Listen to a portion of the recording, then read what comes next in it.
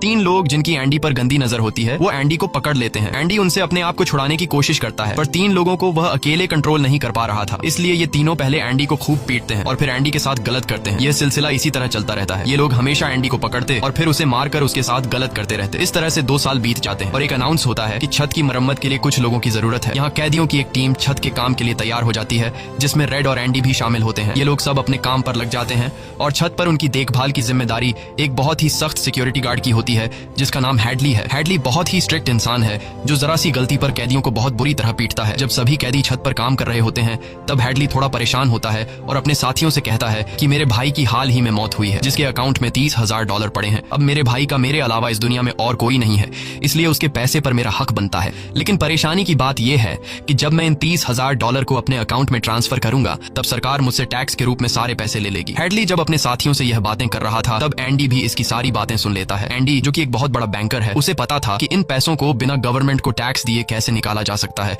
इसके बाद एंडी बिना सोचे हैडली के पास जाता है और उससे कहता है कि क्या तुम अपनी बीवी पर भरोसा करते हो। ये बात सुनते ही हैडली को गुस्सा आ जाता है और वह एंडी को पकड़कर छत के किनारे ले जाता है, लेकिन उसे नीचे फेंकने से पहले एंडी उसे बताता है अगर तुम अपनी बीवी पर भरोसा करते हो कि वह तुम्हें धोखा नहीं देगी तो तुम आसानी से अपने भाई के पैसे अपनी वाइफ के अकाउंट में ट्रांसफर कर सकते हो, वह भी बिना टैक्स दिए, क्योंकि गवर्नमेंट का एक रूल है कि कोई भी इंसान अपनी पत्नी को पूरे जीवन में $60,000 तक गिफ्ट कर सकता है और इन पैसों पर कोई टैक्स नहीं लगता। और एंडी ये भी कहता है कि अगर तुम बाहर से किसी लॉयर को रखोगे तो वह तुमसे बहुत ज्यादा पैसे चार्ज करेगा, लेकिन मैं ये काम तुम्हारे लिए फ्री में कर सकता हूँ। तब हैडली पूछता है बदले में तुम्हें क्या चाहिए। इस पर एंडी मुस्कुराते हुए कहता है मुझे कुछ नहीं चाहिए, जब तुम्हारा काम हो जाए तुम बस मेरे सारे दोस्तों को बियर पिला देना। और अगले दिन सभी कैदी छत पर बैठकर बियर का मजा ले रहे होते हैं, यानी एंडी ने हैडली का काम कर दिया था। लेकिन एंडी बियर नहीं पीता, वह एक कोने में बैठकर सभी को बियर पीते देखकर खुश होता है। एंडी के साथी भी उससे बहुत खुश होते हैं क्योंकि जेल में बियर पीना ऑलमोस्ट इम्पॉसिबल था, लेकिन एंडी की वजह से उनकी यह इच्छा पूरी हुई। फिर समय ऐसे ही बीतता है और एंडी और रेड की दोस्ती गहरी हो जाती है। कुछ दिन बाद जेल में सभी कैदियों को फिल्म दिखाई जाती है और सभी लोग रीटा हेवर्थ की फिल्म देख रहे होते हैं। तब एंडी रेड के पास आकर कहता है मुझे रीटा हेवर्थ का एक बड़ा पोस्टर चाहिए। एंडी रेड से इसलिए पोस्टर मांगता है क्योंकि पूरे जेल में एक रेड ही था जो बाहर से किसी भी चीज को मंगवा सकता था। इसके बाद एंडी बाहर निकलता है, लेकिन जैसे ही वह बाहर आता है वहाँ वही 3 लोग खड़े होते हैं जो एंडी के साथ गलत करते थे। वह एंडी से कहते हैं चलो हमारे साथ, लेकिन इस बार एंडी मना कर देता है। एंडी के मना करने पर वो लोग उसे पकड़ लेते हैं और उसके साथ जबरदस्ती करने की कोशिश करते हैं, लेकिन एंडी भी उनका मुकाबला करता है। पर वो लोग 3 होते हैं जिस वजह से वो एंडी को बहुत ही बुरी तरह से पीटते हैं। पर आज ये लोग एंडी के साथ कुछ कर नहीं पाते, लेकिन एंडी को ये लोग इतना मारते हैं कि एंडी 1 महीने के लिए अस्पताल में चला जाता है और साथ ही वो आदमी जिसने एंडी को मारा होता है उसे 1 हफ्ते के लिए काल कोठरी में डाल दिया जाता है। 1 हफ्ते बाद जब वो वापस अपने सेल में आता है